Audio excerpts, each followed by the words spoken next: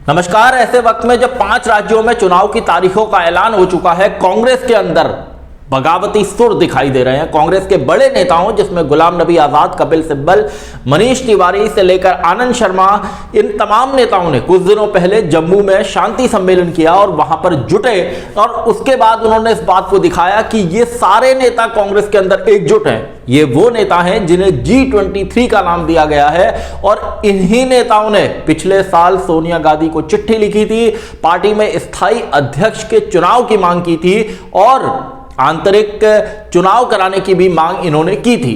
तो ऐसे वक्त में जब इन नेताओं को चुनावी राज्यों में जाना चाहिए, उनके जम्मू में जाकर शांति सम्मेलन करने को लेकर कांग्रेस कार्यकर्ताओं के बीच में भी खलबल है, क्योंकि पिछले साल ऑलरेडी जब एक लेटर इन G23 के नेताओं ने सोनिया गांधी को लिखा और वो लेटर लीक हुआ तो उसके बाद खासा हंगामा हो चुका है, पार्टी की अच्छी खासी फजीयत हो चुकी है और किसान आंदोलन के बीच में जब एक माहौल कांग्रेस ने भी बनाने का काम किया है, किसानों के साथ खड़े होकर प्रदर्शन करने का काम किया है, ऐसे वक्त में अगर पार्टी के बड़े नेता अलग से जाकर एक सम्मेलन करते हैं तो इसके क्या सियासी मायने हो सकते हैं और कांग्रेस के कार्यकर्ताओं के अंदर इसको लेकर किस तरह की हलचल है, इस पर मैं बात करूंगा। आप देख रहे हैं सत्यहिंदी.com। अपील मेरी आपसे वही है, कॉर्पोरेट मीडिया के मुकाबले आजाद पत्रकारिता का समर्थन करें, सत्य हिंदी की सदस्यता योजना में शामिल हों। आर्थिक भुगतान का लिंक हमने डिस्क्रिप्शन में दिया हुआ है। सत्य हिंदी का ऐप भी आ गया है, लिंक डिस्क्रिप्शन में है, डाउनलोड कर लीजिए। पिछले साल का वो वक्त याद कीजिए जब ये लेटर लीक हुआ था और उसके बाद CWC की बैठक हुई थी, कांग्रेस कार्य समिति की बैठक, और उसमें खासा हंगामा हुआ था। कांग्रेस पार्टी 2 गुटों में बंटती दिखाई दी थी और ये जो G23 के नेता हैं ये एक साथ खड़े दिखे थे। अब शांति सम्मेलन में जिस तरह इन सारे नेताओं ने गुलाम नबी आजाद के साथ ये लोग खड़े हैं, या प्रधानमंत्री नरेंद्र मोदी ने जिस तरह गुलाम नबी आजाद की तारीफ की, उनके लिए भावुक भी हुए जब गुलाम नबी आजाद का राज्यसभा से रिटायरमेंट का वक्त का दिन था, तो उसके बाद तमाम तरह के सवाल खड़े हुए कि क्या गुलाम नबी आजाद की अगली मंशा क्या है, इन नेताओं की अगली मंशा क्या है।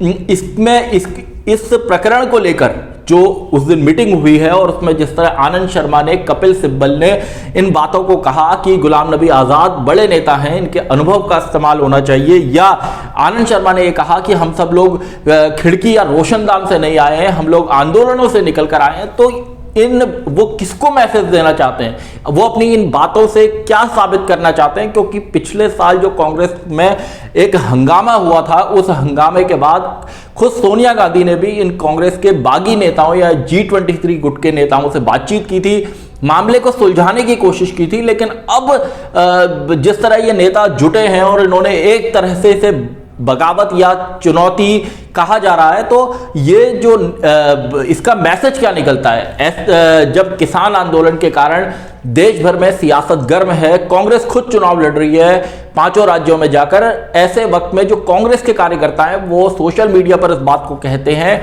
कि पार्टी के इन नेताओं को मैदान में उतरना चाहिए, चुनावी राज्यों में जाना चाहिए, वहां कांग्रेस को मजबूत करना चाहिए, बजाय इसके ये लोग अलग से जाकर शांति सम्मेलन कर रहे हैं। और शांति सम्मेलन में पहुंचे इन नेताओं ने भी इसी बात को कहा कि वो कांग्रेस की मजबूती के लिए काम करना चाहते हैं। तो जो कम्युनिकेशन गैप है वो कोई एक बड़ा कारण है, या पार्टी लीडरशिप का, पार्टी के जो ये G23 गुट के नेता हैं इनके साथ बातचीत में क्या मुद्दे हैं, वो अभी तक उनका सॉल्यूशन, उनका समाधान होता नहीं दिखता। क्योंकि अगर इन मुद्दों का, इन मसलों का समाधान हो जाता तो ये स्थिति नहीं आती कि इतने सारे नेता जम्मू में जाकर एक बड़ा सम्मेलन करते।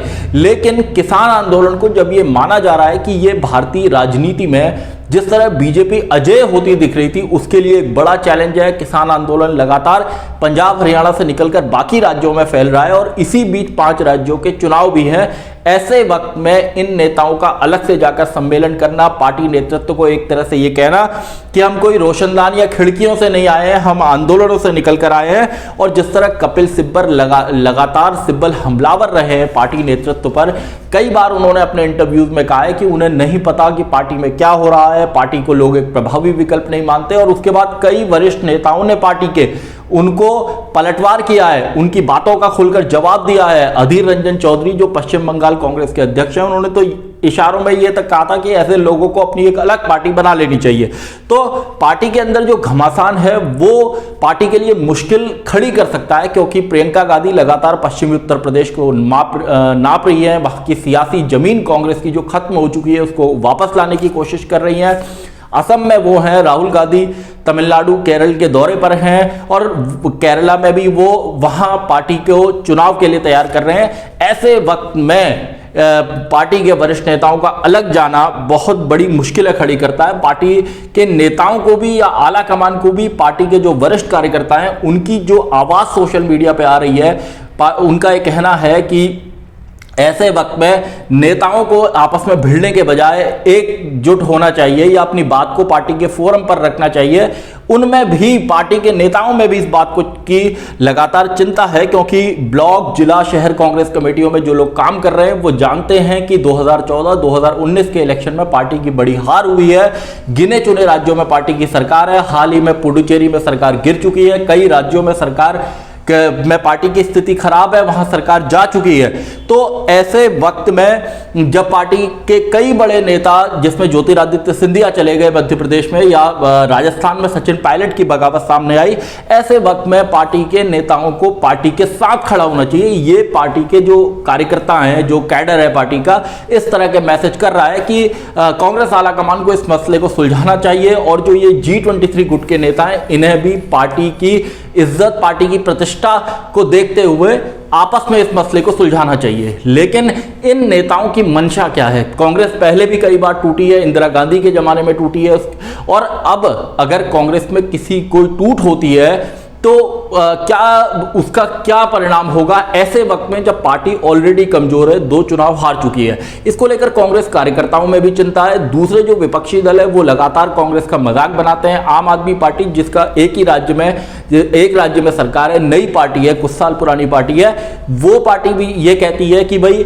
कांग्रेस को वोट देने का मतलब है कि आप बीजेपी को वोट दे रहे हैं, कांग्रेस के विधायक बिक जाते हैं। तो ऐसे हालात में पूरे कांग्रेस का संगठन है, उसके कार्यकर्ता हैं, वो आला कमान को अपनी चिंता बता रहे हैं और कांग्रेस को आने वाले वक्त में कई राज्यों में चुनाव लड़ने जाना है। और उन राज्यों में भी, जैसे पंजाब है, उत्तराखंड है, यहाँ पर गुटबाजी साफ दिखाई देती है। ऐसे में आला कमान की, राहुल गांधी की चुनौती बहुत बढ़ जाती है, सोनिया गांधी, प्रियंका गांधी की चुनौती बहुत बढ़ जाती है कि वो किस तरह इन G23 गुट के नेताओं से बात करें, इनकी बातों को समझें और इस मसले का तुरंत हल निकल सके।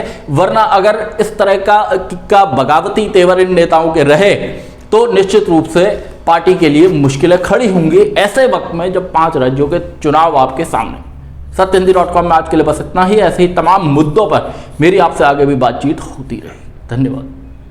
सत्य हिंदी का ऐप डाउनलोड करें गूगल प्ले स्टोर पर।